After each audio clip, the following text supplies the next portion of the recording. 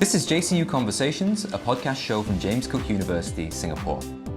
Tune in as we ask experts in the industry more about their lives and their approach to success. Subscribe on Apple Podcasts, Spotify, or wherever you get your podcasts. Let's listen to today's episode. Hi, I'm Rajaneesh Kurup. I'm the Segment Strategy Director for Equinix Asia Pacific. I'm also the President of Australian Alumni Singapore and a JCU alumnus. Our guest today is Mr. Phil Forrest AM. Phil is a non-executive director of several, mostly Australia-linked companies in the region, and was previously Asia head for ANZ Bank. He also serves as a member of the Board of Advisors and the chair of Business School Advisory Subcommittee at James Cook University, Singapore. Welcome, Phil. Thank you for doing this. Thank you, Raj. It's great to be with you. So, for starters, Phil, what are some of the duties and responsibilities of a director? Well, the old saying is that managers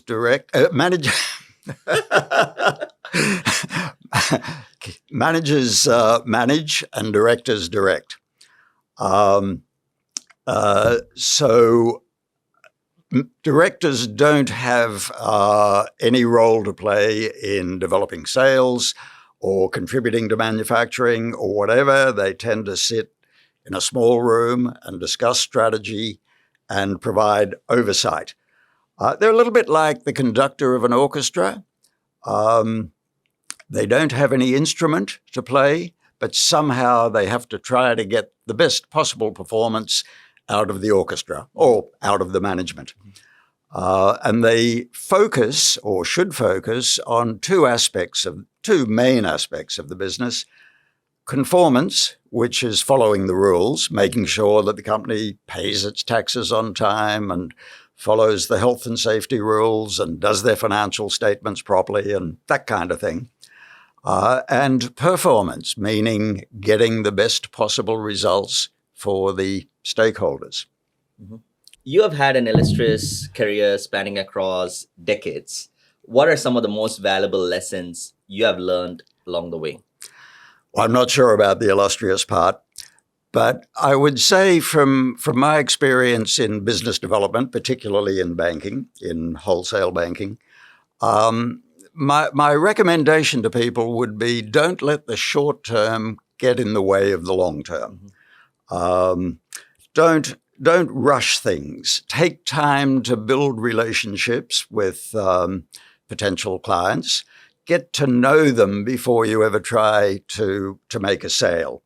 Show respect for them. Try to understand their needs, their problems, and how we can help. Focus on building long-term relationships, not just getting transactions done.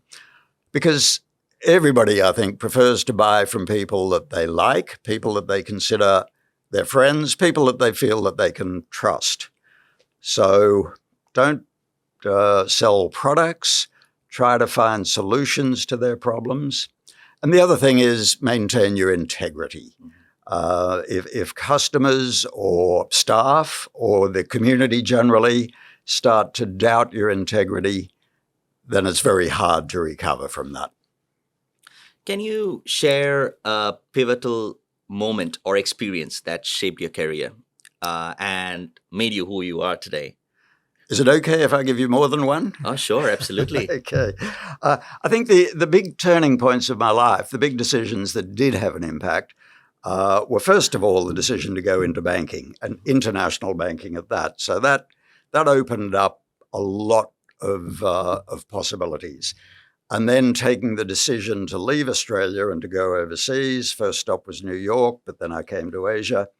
And so that was a huge turning point.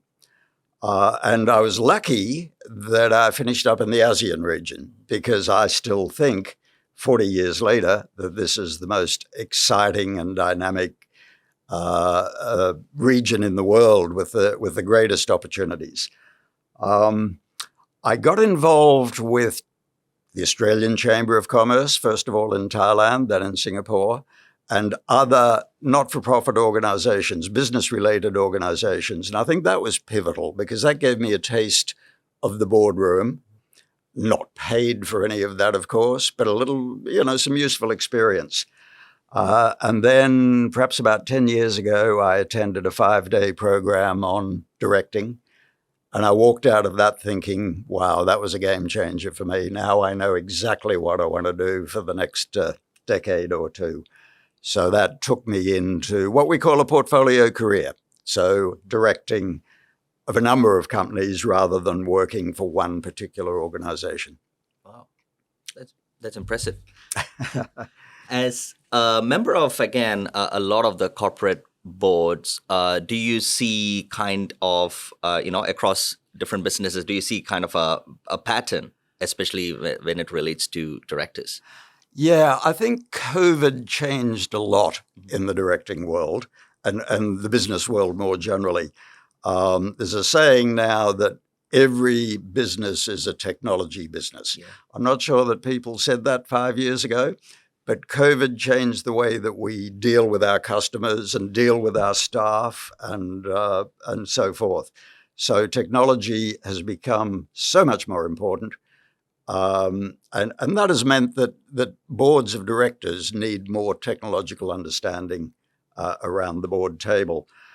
If every company is a technology company, then I think it's fair to say that every company is an HR company as well, because every company will say people are our most important business, but we're starting to recognize that we've got to address some of the challenges, like where do we let them work? Yeah. At home or in the office or in a hybrid situation? Hot topic. Exactly. Climate has clearly become a much greater focus. We saw in COVID that by getting all the cars off the roads and closing down a lot of businesses for a period of time, the climate improved, the global climate situation improved. And perhaps that was a wake-up call for us and a reminder that we've really got to get on with this. And so companies are being driven by regulators, by the community, by lenders to address that. Supply chains. Now there's a realization that we're not only responsible for as a director, for what happens in the company that we're overseeing, but also on where they source their materials and so forth. And if part of our supply chain is not doing the right thing by looking after their staff, then that reflects on our company as well, and we need to deal with that. Another one is diversity, of course, not just getting more women on boards, although I do think that's important and urgent that we get on with that, but younger directors, directors with different kinds of profiles and backgrounds and experiences and so forth.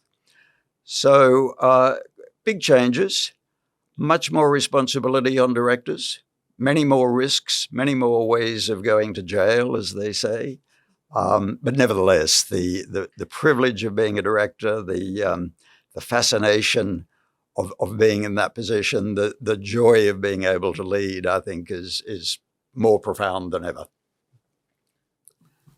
And as your role as a mentor for aspiring directors, right, are there any strategies that you would recommend them to achieve their full potential? Yeah, I think what a lot of people who aspire to be a director need to understand is perhaps they don't fully appreciate what the role involves. And quite frankly, people who've been in an executive role very often find it very difficult to transform into a director, which is a very different set of responsibilities. So I urge people to immerse themselves in learning about what directing involves, learn about the role and think about the qualities and experiences and qualifications that you would bring to the board, and then understand what the gaps are in your current makeup. What do you need to learn? I mean, if you don't have a technology background, then as we were just saying a moment ago, that it's important to develop that. If you don't have a financial background, understanding the financial statements is one of the most important parts of the role of a director. So think about gaps and plug them. Then get experience, get some credibility. How do you do that? There are a lot of not-for-profit organizations that are looking for directors. Charities, chambers of commerce, trade associations, organizations like that. They won't pay you anything, probably, but you do get experience, you do get credibility, you do get something that you can put on the CV.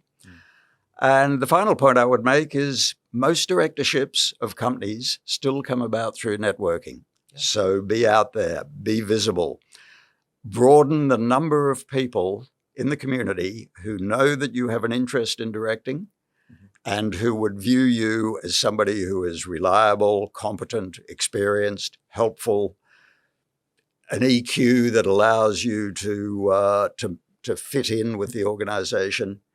And then go forward with confidence and self-belief. Great advice. And I think one of the points that you touched about is around in terms of the changes, right? And the world is constantly evolving and new challenges keep on rising. You gave some examples of what is top of mind for a lot of people. How do you stay ahead of the curve and adapt to these changing circumstances from a business landscape point of view? Yeah, it really is a challenge. And I'm not sure that I do stay ahead. But if I can just manage to keep up, that's perhaps not too bad. I attend a lot of seminars and conferences and training events and so forth. I think we have some people in the community who have a feeling after a JCU graduation program that that's it. They never have to learn again. Well, I've got bad news for those people. I try to keep up with my reading. I think one of the best things I try to do is talk to people who know a lot more than I do, and that's a lot of people. And sometimes I listen to podcasts while I'm out jogging in the morning. So I guess that's what I try to do. Great advice. What, in your opinion, what are some of the key qualities and characteristics that define exceptional leadership? Have you applied them in your own career? Well, my own career I would call a work in progress, not necessarily the standard to aspire to. But we've already mentioned integrity, but it's so important. I don't think many people want to follow a leader or a manager who doesn't demonstrate integrity on a daily basis. And that's not just following the law, that's the minimum standard. But it includes things like giving honest feedback to staff and accepting feedback from staff. Good leaders, top leaders, I think, form teams that they trust, and then they delegate a lot of responsibility and they empower people to do the job. There's really nothing quite as stressful as being told to do something but not be given the tools to do it. So good leaders make sure that that never happens. I think that good leaders have a lot of empathy, a lot of EQ, which allows them to understand that everybody on their team and everybody that they deal with is different, has different issues at home in the family, has different personalities, has different career aspirations. And a good leader manages to deal with and to understand and accept all of those differences and respect the people on the team. And finally, I would say a good leader strives as much as possible to make the people on their team successful. It's not about themselves, it's about the people who work on the team. So if I could do all those things, I'd be a lot richer today, perhaps. You have been recognized with a lot of accolades, and including the Order of Australia, which I still remember attending that ceremony in Singapore. How do you handle success and use your platform to create meaningful change? Well, the first thing I'd say is it's important that I don't take that too seriously. Because I certainly recognize there are many people out there who do so much for the community, for mankind, whatever, who probably haven't been recognized. So I'm delighted to have the award. I feel very honoured, but as I say, we shouldn't get carried away by that. So I'm not sure that I can impact meaningful change, but it is an honour, and I feel it's an honour. And with that honour comes a certain amount of visibility and therefore a certain amount of responsibility to represent Australia in a positive light, particularly for people like me living overseas, living in a different country.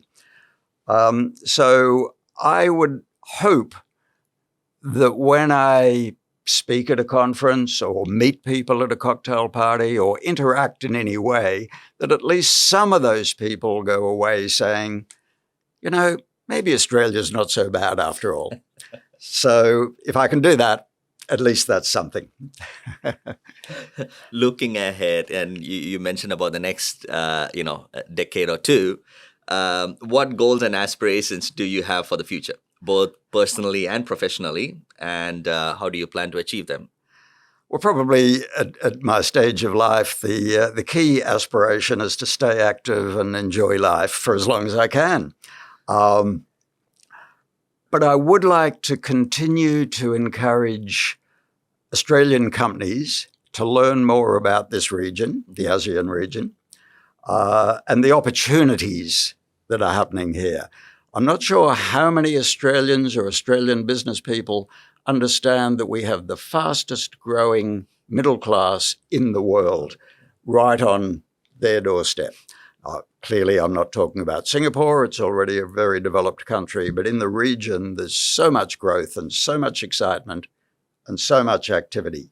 And they need better food, better education, better infrastructure, all the things that Australia can help to provide. So big opportunity, and I'm not sure it's being taken up in the way that I would like to see.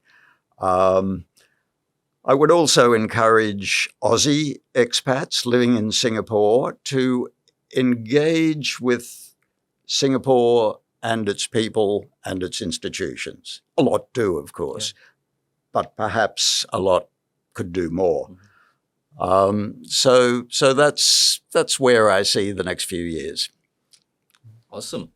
And if you were able to travel back in time, and I think this can be a bit tricky question, right? What advice would you give your younger, probably 21-year-old self? Okay, well, with your permission, I'll go back a little bit younger than that to when I was starting university. And I would urge my younger self to take the university opportunity a lot more seriously than I did. I think I tended to think of university as the big social opportunity after the strictures of boarding school. And I got my degree, but I could have done so much better and I could have learned so much more. And I would tell my younger self about the joy of learning. It's possibly the only regret I do have in life, that I didn't take up that opportunity as aggressively as I should have. The other thing I'd say to my younger self is understand that you have won the lottery of life. You're born in Australia, pretty good start. You never got dragged off to war, unlike a lot of other generations. You grew up speaking English, the most important business language in the world. You had a pretty good education. You had a supportive family. So put all that together and looking at the global situation, you're probably in the luckiest 1% of the world. Make the most of that, but also be generous. Share that luck. And I don't just mean in dollar terms, but share your time, share your advice, give help to people who need it. It's called generosity of spirit. So be seen as a generous person. So I would hope that might have resonated with my younger self. but I was probably too busy enjoying myself. But I can tell you that you are definitely one of the most generous people I have met in Singapore. And thanks a lot, Phil. And there were a lot of wonderful nuggets that I will walk away with. I'm sure the listeners would too as well. Where can the listeners find you online? How can they reach out to you and connect with you? I think best way is LinkedIn, but if you want to take it to the physical world as well, let's meet at AustCharm. Let's meet at the Australian Alumni Singapore events. Let's meet at the Singapore Institute of Directors. The great thing about Singapore is so many opportunities to get together. Absolutely. Thanks again, Raj. Thank really you. enjoyed the session. Thank you very much. Thank you.